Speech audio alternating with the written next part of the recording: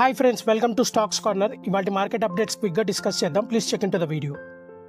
ఇవాల్టి market updates కనుక చూసినట్లయితే ఈరోజు కంప్లీట్గా వాలటైల్ సెషన్ నడిచింది. సో గ్యాప్ అప్ ఓపెనింగ్ జరిగినప్పటికీ తర్వాత ప్రాఫిట్ బుకింగ్ వల్ల కొంత ఇండిసెస్ కరెక్ట్ అయ్యాయి, బట్ ఎండింగ్ మాత్రం పాజిటివ్గానే జరిగింది. సో ఆ డీటెయిల్స్ అన్ని చెక్ చేసే ముందు ఒకసారి మార్కెట్ చెక్ చేద్దాం. ఇవాల్టి మార్కెట్ కనుక చెక్ చేసినట్లయితే సెన్సెక్స్ 158 పాయింట్స్ పెరిగి 82,055 దగ్గర క్లోజ్ అయింది. అలాగే నిఫ్టీ 72 పాయింట్స్ పెరిగి 25,044 దగ్గర క్లోజ్ అయింది. బ్యాంక్ నిఫ్టీ 402 పాయింట్స్ పెరిగి 56,461 దగ్గర క్లోజ్ అయింది. నిఫ్టీ మిడ్ క్యాప్ 100 415 పాయింట్స్ పెరిగి 58,622 దగ్గర క్లోజ్ అయింది. అలాగే నిఫ్టీ ఫార్మా 45 పాయింట్స్ పెరిగి 21,672 దగ్గర క్లోజ్ అయింది. అలాగే ఇవాళ టాప్ గెయినర్స్, టాప్ లూజర్స్ ఈ విధంగా ఉన్నాయి.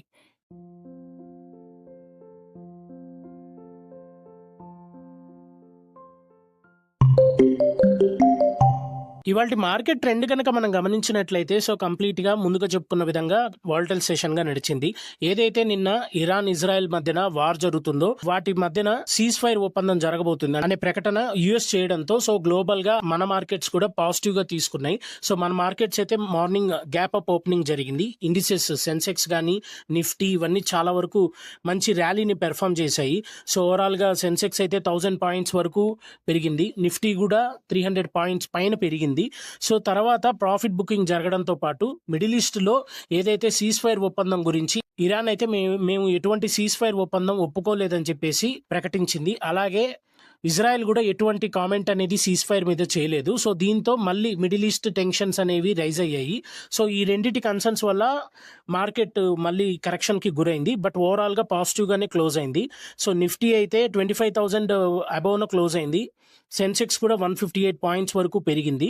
సెక్టార్ వైజ్గా చూసినట్లయితే బ్యాంక్ నిఫ్టీ బాగా పెరిగింది. పిఎస్యు బ్యాంక్ సెక్టార్ అయితే 1.5% వరకు పెరిగింది. అలాగే నిఫ్టీ మెటల్ 1% వరకు పెరిగింది. ప్రైవేట్ బ్యాంక్ అలాగే ఆటో, కన్జ్యూమర్ డ్యూరబుల్స్ ఇవన్నీ 0.7% వరకు పెరిగాయి. నిఫ్టీ మీడియా మాత్రం 1% వరకు కరెక్ట్ అయింది. ఓవరాల్గా మిడిల్ ఈస్ట్ టెన్షన్స్ తో పాటు ప్రాఫిట్ బుకింగ్ అనేది జరగడం వల్ల ఈరోజు మార్కెట్స్ అనేవి కరెక్ట్ అయ్యాయి.